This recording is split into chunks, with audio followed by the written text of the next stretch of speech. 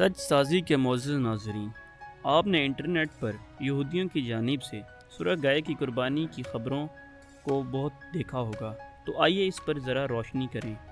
दोस्तों, ग़ालिबन 29 मार्च को इसराइली यहूदियों ने ऐलान किया है कि वो अपने झूठे मसीहा यानी दज्जाल को बुलाने की कोशिश करेंगे, जिसके लिए वो एक सुरह गाय को कुर्बान करेंगे, यानी कि उसकी कुर्बानी देंगे और मस्जिद अक्सा को नाउज़ुबिल्लाह गिरा देंगे।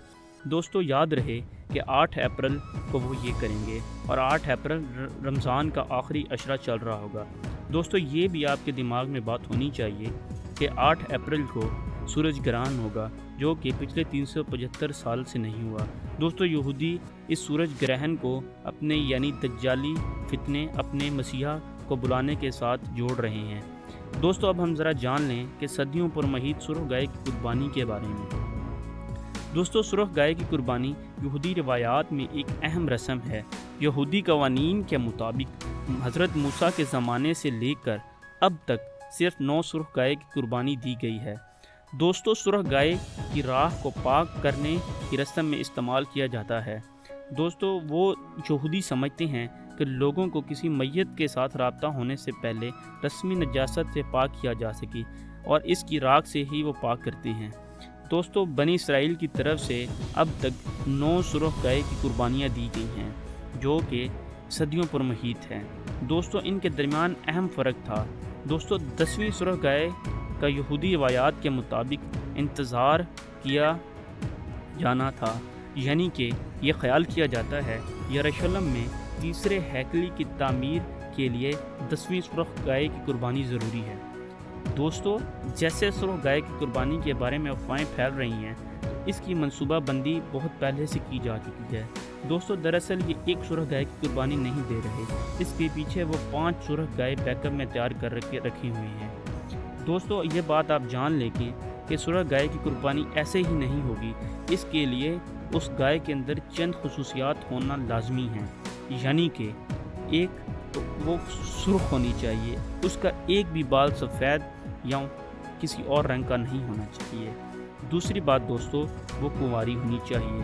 तीसरी बात दोस्तों, उम्र उस गाय की 34 माह से लेकर 38 माह के लगभग होनी चाहिए, यानी कि कुर्बानी के वक्त उस गाय की उम्र 3 साल के लगभग होनी चाहिए, जो ग़ालिबन मार्च से जुलाई के दरमियान है।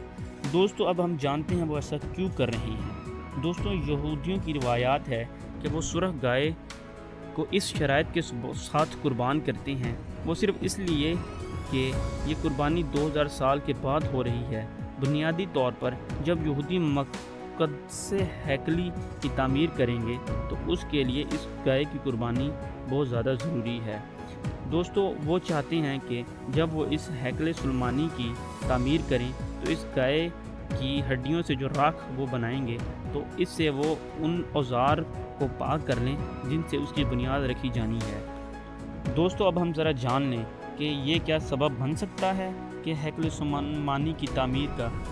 दोस्तों, एक तो वो सुरह गाय की कुर्बानी करेंगे, दूसरी वो औज़ार को साफ़ करेंगे, तीसरी वो कहते हैं कि वो मस्जिदुल अक्सा को नाउज़ुबिल्लाह मस्मार कर देंगे, चौथी ये कि वो हैकल सुलेमानी की तामीर करेंगे, पाँचवीं ये कि उनका झूठा मसीहा यानी दज्जाल की आमद होगी, छठी दोस्तों हज़रत इमाम महदी का ज़हूर होगा, सातवीं दोस्तों हज़रत ईसा की आमद होगी। और क़यामत की निशानियों में सुरह गाय के बारे में क्या कहा गया है। दोस्तों, सुरह गाय की 10वीं कुर्बानी इसी साल के वस्त तक होगी, यानी कि मार्च से आखिर तक।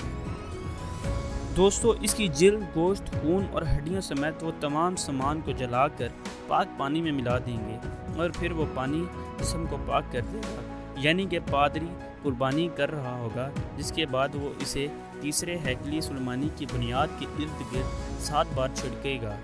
ये मसीहा के दौर यानी दज्जाल के दौर के इस्तकबाल का आगाज़ करेगा। कुर्बानी की गाय का इंतखाब कर लिया गया है और ये टेक्सास से इसराइल पहुंचा भी दी गई है।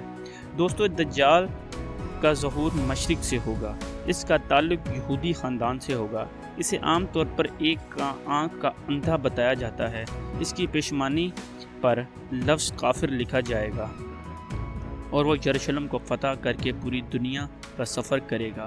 اور آپ جانتے ہیں دوستو کہ مکہ اور مدینہ کے علاوہ وہ ہر شہر میں جائے گا۔ دوستو یہ ایک جھوٹا مسیحا کے طور پر ابھرے گا۔ بہت سے لوگ اس کے فریب میں آ جائیں گے اور اس کی صفوں میں شامل ہو جائیں گے۔ دوستو اس کی مدد شیاطین کی فوج کرے گی۔ اس کی مرضی کے سب سے زیادہ قابل اعتماد حمایتی یہودی ہوں گے جن کے لیے وہ خدا کی مانند ہوگا۔ اس کی واپسی پر بہت سے کمزور ایمان والے لوگ اس کی زد میں آ جائیں گے۔ اس کے آنے کے بعد ہماری بیٹیاں، بیویاں، بہنوں کو گھروں میں رکھنا ناممکن ہو جائے گا۔ دوستو یہ قیامت کی نشانیوں میں سے ایک بہت اہم نشانی ہے۔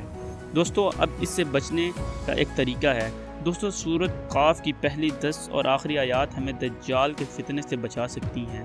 سورۃ قاف کی پہلی 10 آیات حفظ کرنے کی کوشش کریں، اسے روزانہ پڑھنے کی کوشش کریں۔ دوستو یہ کوئی مذاق نہیں ہے، برائے مہربانی اس حوالے سے آگاہی بڑھانے کی کوشش کریں۔ یہ ہماری امت کا سب سے بڑا سخت مشکل فتنہ ہے اور ہمیں بہت سے لوگ اس سے ناواقف ہیں۔ دوستو براہ کرم اس کے بارے میں جانیں اور اپنا ایمان بنانے کی کوشش کریں دوستو، کیونکہ دجال ہمارے ایمان سے کھیلنے والا ہے۔ اللہ ہمیں اس دجالی فتنے سے بچائے، آمین۔ دوستو آپ اس ویڈیو کو زیادہ سے زیادہ شیئر کریں اور لوگوں تک اس آگاہی کو پہنچائیں۔